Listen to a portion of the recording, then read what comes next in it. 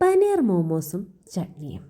കൊത്തിയരിഞ്ഞ് വെച്ച ക്യാബേജും സവാളയും ക്യാരറ്റും 10-15 മിനിറ്റ് വെള്ളത്തിലിട്ട് വേവിച്ചെടുത്ത പനീറും. ഇതാണ് സ്റ്റഫിങ്ങിനുള്ള ഇൻഗ്രീഡിയൻസ്. കൈകൊണ്ട് പനീർ നല്ലവണ്ണം ഉടച്ചെടുക്കുക. മിക്സിയുടെ ഒന്നും ആവശ്യമില്ല. നമ്മുടെ കൈകൊണ്ട് തന്നെ വേവിച്ച പനീറായതുകൊണ്ട് പെട്ടെന്ന് ഉടഞ്ഞു കിട്ടും. മൈദ ഉപയോഗിച്ചുകൊണ്ടൊരു മാവ് കുഴച്ച് വയ്ക്കാം. അതായത് മോമോസിന് കവറിങ് ആയിട്ട് ഉപയോഗിക്കുന്ന ആ മൈദാമാവ്. ആദ്യം മൈദയിലേക്ക് 2-3 സ്പൂൺ വെളിച്ചെണ്ണ ചേർത്ത് അതിലേക്ക് കുറേശ്ശെയായി വെള്ളം ചേർത്ത് നല്ലോണം കുഴച്ചെടുക്കുക. മാക്സിമം മൃദുവായിട്ട് തന്നെ കുഴച്ചെടുക്കുക. അതിനുശേഷം കുറച്ച് എണ്ണയും മേളിലായി തൂകി ആ മാവിനെ മാറ്റി വയ്ക്കുക. ആ സമയം കൊണ്ട് പനീറിനുള്ള സ്റ്റഫിങ് നമുക്ക് റെഡിയാക്കാം. 2 സ്പൂൺ വെളിച്ചെണ്ണയിലേക്ക് ഇഞ്ചി വെളുത്തുള്ളി നല്ലവണ്ണം മൊരിയിച്ചെടുക്കുക.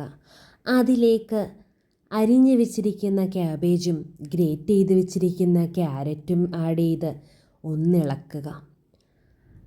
ഒന്ന് മൃദുവാകുമ്പോഴത്തേക്കും അരിഞ്ഞ് വെച്ചിരിക്കുന്ന സവാള ചേർക്കുക. അതിനോടൊപ്പം തന്നെ ആവശ്യത്തിന് ഉപ്പുപൊടിയും ചേർത്ത് അടച്ചു വെച്ച് വേവിക്കുക. വെന്ത് വന്ന പച്ചക്കറിക്കൂട്ടിലേക്ക് നേരത്തെ വേവിച്ചുടച്ച് തയ്യാറാക്കി വെച്ച പനീർ കൂടെ ചേർത്ത് കഴിഞ്ഞാൽ ഒരല്പം സീസണിങ് ചേർക്കുക. അതാ നമുക്ക് ആവശ്യമുള്ള സ്റ്റഫിങ് റെഡി ആയിട്ടുണ്ട്. ഇനി നമുക്ക് മോമോസ് ഉണ്ടാക്കാം. നേരത്തെ കുഴച്ച് വെച്ച മാവ് ചെറുതായി കൈകൊണ്ട് തന്നെ പരത്തി ഒരു ചെറിയ കുഴി ഉണ്ടാക്കി അതിലേക്ക് നേരത്തെ നമ്മൾ ഉണ്ടാക്കി വെച്ച സ്റ്റഫിങ്സ് നിറച്ച് മോമോസിൻ്റെ രൂപം നൽകുക. നമുക്ക് നമ്മുടേതായുള്ള രൂപങ്ങളൊക്കെ ഉണ്ടാക്കാം കേട്ടോ. ഞാനുണ്ടാക്കിയത് ഈ രൂപത്തിലാണ്. മോമോസ് കടയിൽ കിട്ടുന്ന മോമോസ് രൂപത്തിൽ ഉണ്ടാക്കാൻ ഉള്ള കഴിവില്ലാത്തത് കൊണ്ടാണ് കേട്ടോ ഞാൻ ഈ രൂപത്തിലേക്ക് മോമോസിനെ മാറ്റിയെടുത്തത്. അല്പം വെള്ളമൊഴിച്ച കുക്കറിൽ എണ്ണ തൂകിയൊരു പ്ലേറ്റ് വെച്ച് അതിലേക്ക് ഓരോരോ മോമോസായി അടുക്കി വെച്ച് വേവിച്ചെടുക്കാം. വെന്ത് തണുക്കുന്ന സമയം കൊണ്ട് അതിനോടൊപ്പം കഴിക്കാവുന്നൊരു ചട്നിയും കൂടെ നമുക്ക് റെഡിയാക്കാം. 2 തക്കാളി നടുകെ 2 കീറി വേവിക്കാനായിട്ടെടുക്കാം.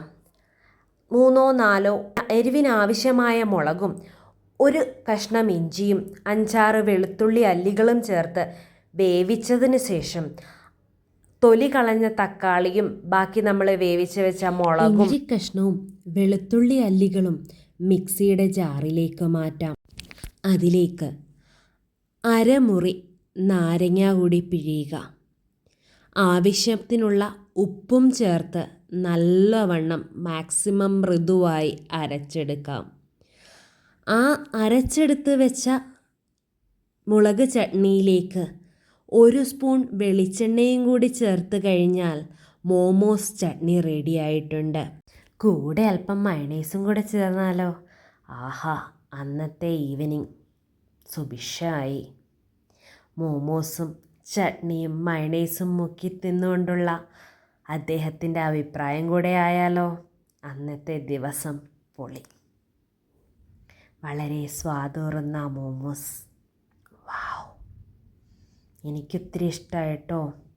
പക്ഷേ സ്റ്റഫിങ്ങും ചട്നിയുമൊക്കെ അധികമായിട്ടുണ്ടായിരുന്നു. അത് കളയാൻ മനസ്സ് വന്നില്ല. സോ രാത്രിയിലത്തേക്കായിട്ടുണ്ടാക്കി വെച്ച ചപ്പാത്തി എങ്ങു പൊക്കി. ആ ചപ്പാത്തിയിലേക്ക് മയണൈസും അല്പം ചട്നിയും ചേർത്ത് നല്ലവണ്ണം സ്പ്രെഡ് ചെയ്ത് കൊടുത്തു. അതിന് മുകളിലേക്ക് നേരത്തെ തയ്യാറാക്കി വെച്ച ബാക്കി വന്ന സ്റ്റഫിങ് നിരനിരയായി ഇട്ട് കൊടുത്തു. അതിന് മുകളിലേക്ക് അല്പം മയണൈസും കൂടെ ചേർത്തപ്പോൾ ഏകദേശം മോമോസിനുള്ള സ്റ്റഫിങ് മാറി, അത് റോളിനുള്ള സ്റ്റഫിങ് ആയി മാറി. പതിയെ ആ ചപ്പാത്തിയും കൂടെ ചുരുട്ടിയെടുത്തപ്പോൾ അതാ റോള് റെഡി.